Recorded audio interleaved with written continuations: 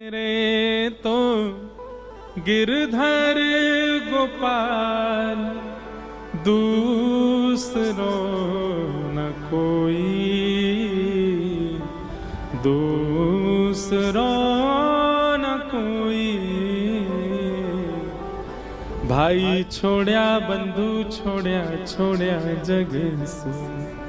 साधुअन संग बैठ बैठ, साधुअन संग बैठ बैठ, लोक लाज खोई रे।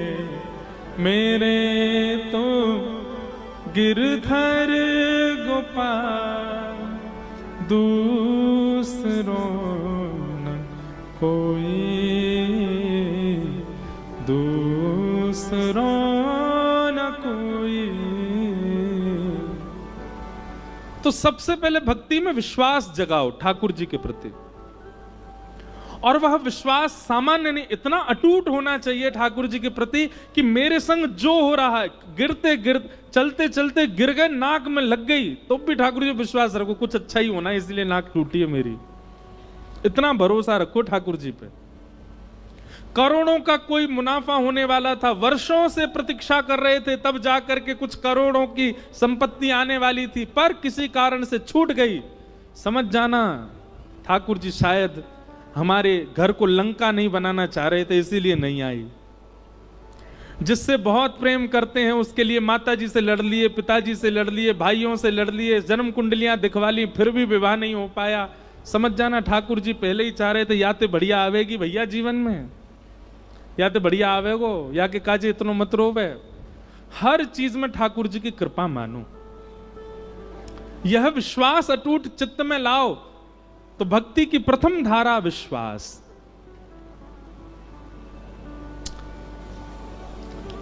पूज्य मलुकपीठ वाले महाराज जी कथा हम चलते फिरते सुनते रहते हैं, कुछ ना कुछ नवीन भाव मिलता है।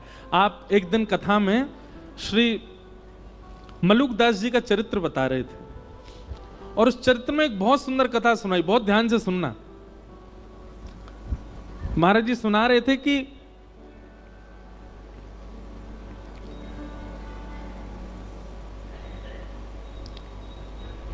कोई प्रवचन कर रहा था, तो प्रवचन में अनेक लोग बैठे थे। उसी में श्री मलुकदास जी अपनी युवावस्था में जब घर आदि का त्याग नहीं किया था, तो वहीं प्रवचन बैठ करके सुन रहे थे। तो प्रवचन सुनते सुनते लोग बाग आपस में चर्चा करने लगे। बोले ये बाबा को बस चले तो ये हमारे काम धंधा छुड़वा के बस यही कहेगो राम राम जपो, ठाकुर जी का नाम जपो, तिलक लगा करके केवल भक्ति भाव में रहो। अरे कर्म नहीं करेंगे तो दाल रोटी राम जी खिला जाएंगे क्या? कर्म नहीं करेंगे हमारे घर परिवार को राम जी चला जाएंगे क्या? ये भी कथा वक्ताओं पे कोई काम नहीं है, बस एक ही बात कहते हैं, जहां ले चलोगे वहीं मैं चलूंगा। हैं ठाकुर जी जहां ले चलेंगे, ऐसे थोड़ी होता, कुछ अपने बुद्धि विवेक से भी तो करना पड़ेगा। ऐसे लोग चर्चा कर रहे थे और मलुकदास जी बैठ करके सुन रहे थे। तो मलुकदास जी अपनी युवावस्था में थे, उन्होंने उठ करके जो व्यास मंच पर व्यास जी थे उनसे कहा, बोले देखिए व्यास जी आप बहुत अच्छी बात बता रहे हैं, आप कह रहे हैं राम नाम ही सर्वस्व है, भगवान नाम ही सर्वस्व है, कथा ही सर्वस्व है, लेकिन कर्म भी तो प्रधान है। इन गांव वाले लोगों की बात भी गलत नहीं है, अगर हम कर्म नहीं करेंगे तो खाएंगे पिएंगे कैसे? सुंदरकांड भी कहती है देव देव आलसी पुकारा, देवताओं के भरोसे जो पड़ा रहता है, कर्म नहीं करता, वो आलसी कहलाता है। अगर हम कुछ ना करें, केवल राम राम जपें, तो राम जी हमारा घर थोड़ी चला देंगे। और घर चलाना बहुत दूर की बात, हमको रोटी राम जी थोड़ी खिला देंगे, वो तो हमको खुद ही खानी पड़ेगी, खुद ही मेहनत करनी पड़ेगी। तो व्यास जी ने कहा देखो भैया आपकी बात हम उसको प्रणाम करते हैं, पर अगर किसी के चित्त में अखंड विश्वास हो ठाकुर जी के प्रति, और ठाकुर जी के प्रति कोई संबंध उसका स्थापित हो गया हो, और वो ठाकुर जी पर इतना भरोसा कर ले, इतना विश्वास कर ले कि श्री राम जी ही मेरे सर्वस्व हैं, वो कुछ ना करे, राम राम जपे, राम जी खिलाएंगे उसको। पहले बात तो सुन लो, ताली पहली बजा देते हो, पहले कथा तो पहले आगे बढ़ने दिया करो। व्यास जी ने मलुकदास जी, तो मलुकदास जी बोले ठीक है, मैं अटूट विश्वास के साथ आज से राम नाम जप में बैठ रहा हूं, और मैं गांव में नहीं बैठूंगा, मैं जंगल में जाऊंगा, और जंगल में भी बीहड़ जंगल में जाके बैठूंगा जहां मुझे कोई नहीं जानता हो, कोई नहीं पहचानता हो, जहां पर हिंसक जीवों के अलावा कोई आता ही ना हो। देखता हूं कि राम जी मुझे खिलाएंगे कि मुझे किसी जानवर को खिलवा देंगे।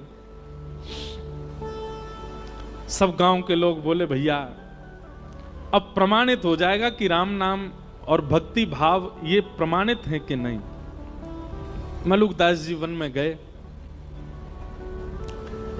और बीहड़ वन में गए, वहां पर एक विशाल वट का वृक्ष था, आसपास दूर दूर तक किसी के आने जाने का कोई मतलब ही नहीं था। एक सामने नदी बह रही थी। मलुकदास जी बोले यहां कोई नहीं आएगा, यहीं बैठ जाता हूं। और वृक्ष के ऊपर एक डाल के ऊपर बड़ी सी डाल थी, उसके ऊपर मलुकदास जी बैठ गए और राम राम राम राम जपने लगे।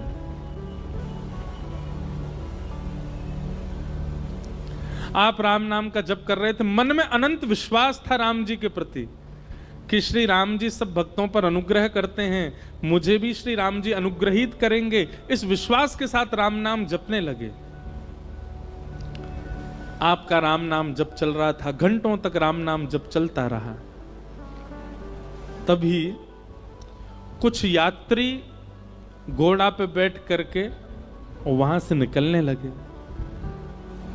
आप लोगों ने विचार किया ये स्थान तो बहुत बढ़िया है, बढ़िया नदी भी बह रही है और यहां दूर दूर तक कोई है भी नहीं, यहीं स्नान करते हैं और फिर बढ़िया जो भोजन लेके आए यहीं पाएंगे प्रेम से। यात्री जन अपने घोड़े से उतर गए, नदी में स्नान आदि करके जैसे ही अपना भोजन आदि सब उन्होंने खोला, इतने में ही डाकू और डकैतों ने वहां आने लगे। उनके घोड़ों की नालों की आवाज आने लगी। तो जितने यात्री थे उन सब ने विचार किया, बोले भैया बड़े बड़े डाकू आ रहे हैं, ये सब हमको मार देंगे, सब हमारा सर्वनाश, जल्दी भागो यहां से। सारे यात्री अपना भोजन पानी वहीं छोड़ छाड़ करके भाग गए। डाकू आए, डाकुओं ने आकर के देखा कि महाराज सुंदर सुंदर रबड़ी, सुंदर मिष्ठान, सुंदर 56 भोग और रोटी आदि सब वहां खुली रखी है। डाकू के साथ जितने लोग थे सबने कहा सरदार जी आज तो कुछ बनाना ही नहीं पड़ेगा, आज तो देखो ठाकुर जी ने बढ़िया व्यवस्था करी है, 56 भोग यहीं लगे लगाए मिल गए हम लोगों को। अब तो आज तो यहीं रोटी पाएंगे, यहीं लड्डू उड़ाएंगे, यहीं प्रेम से रबड़ी पाएंगे और इसी से ही आनंद होएगा आज तो। इतने में सब टूट पड़े भोजन पर, सब उठाने लगे रोटियां और सब्जियां सब डालने लगे, अपने हाथ में पकवान लेने लगे। जो सरदार मुखिया था डाकुओं का, थोड़ी देर इधर उधर देखने लगा, बोले रुको रुको रुको अभी मत पाना। इस विहंगम जंगल, बिहड़ जंगल में नदी के तट पर इतने 56 भोग मिलना,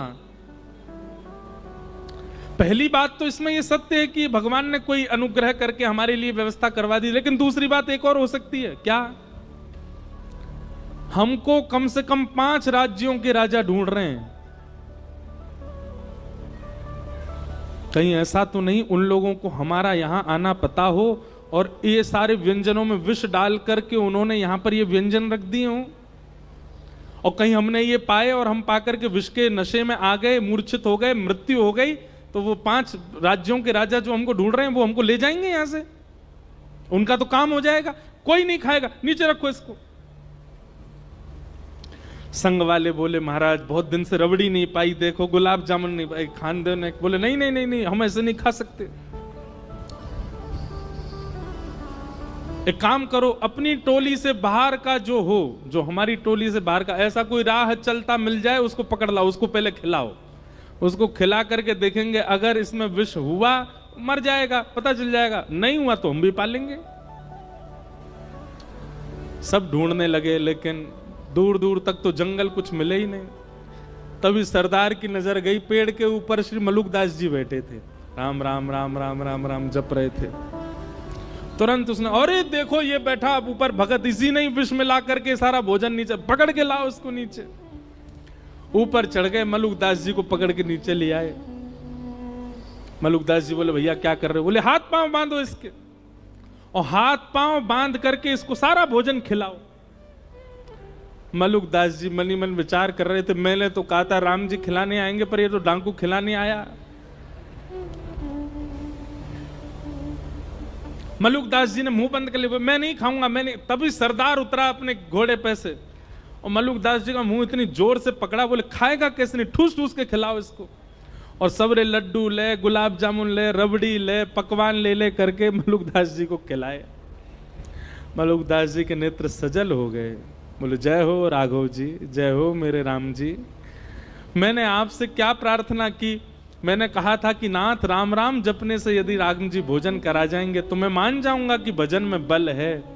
आप भोजन दूर, आप तो पकवान पवा रहे हो मुझको, और पकवान भी इतने विहंगम जंगल में कैसी योजना बना करके, क्या कृपा करके आप सब व्यवस्था मेरे लिए कर रहे हो नाथ। उस दिन श्री मलुकदास जी का निष्ठा हो गई, विश्वास हो गया नाम में, और उसी दिन बस निकल पड़े, श्री राम नाम के आश्रय पर ही निकल गए, और हमारे भारत भूमि को एक अद्भुत संत प्राप्त हुए, मलुकदास जी महाराज। और उन्होंने एक पद लिखा, बहुत पद हैं मलुकदास जी के, एक पद लिखा, भाई नाही बंधु नाही कुटुंब कबीलो नाही, ऐसो कोई मित्र नाही, जासो कछु लीजे,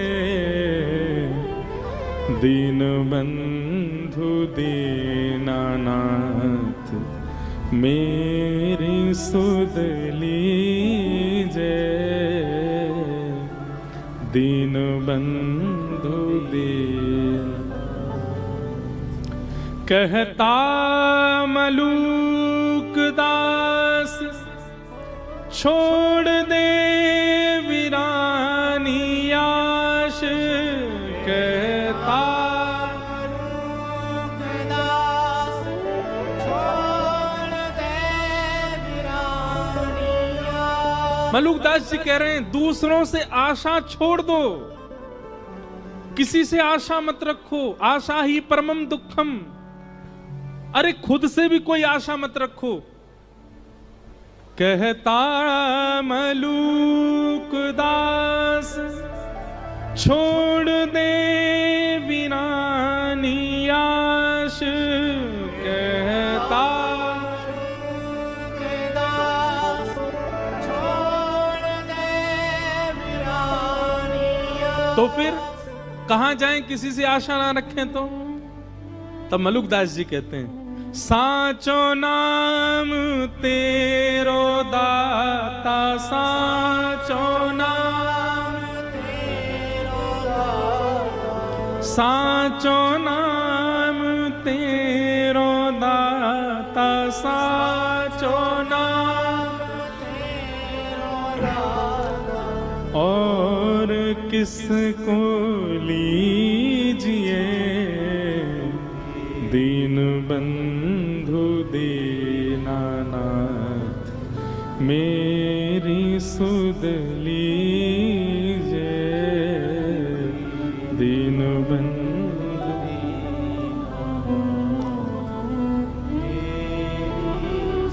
तो भैया तीन बातों की गांठ मान लीजिए। सबसे पहला विश्वास, ठाकुर जी के प्रति इतना अटूट भरोसा कर लो कि बस अब उतना विश्वास किसी पे है ही नहीं, बस ठाकुर जी सर्वस्व हैं। मेरे संग जो हो रहा है, मेरे परिवार के साथ जो हो रहा है, वो सब ठाकुर जी मेरी श्रेष्ठता के लिए कर रहे हैं। मेरे पैर में चोट लगी, मुझे घाटा हुआ, मेरा ये छूट गया, मुझे ये मिल गया, कोई भलाई होगी मेरी। आप विश्वास मानिएगा, जिस दिन आप इतना विश्वास भरोसा ठाकुर जी पर कर लेते हैं ना, तो गलत और अच्छा ठाकुर जी नहीं करते हमारे साथ। पर जब हम हर क्रिया को ठाकुर जी की प्रसाद समझने लग जाते हैं, तो ठाकुर जी की दृष्टि पड़ती है, देखो कुछ भी हो रहा है इसके साथ, लेकिन ये फिर भी यही मानता है कि मेरी कृपा है। तब ठाकुर जी अनुग्रह करते हैं, दृष्टि भर के देख लेते हैं और सब मंगल होने लग जाता है।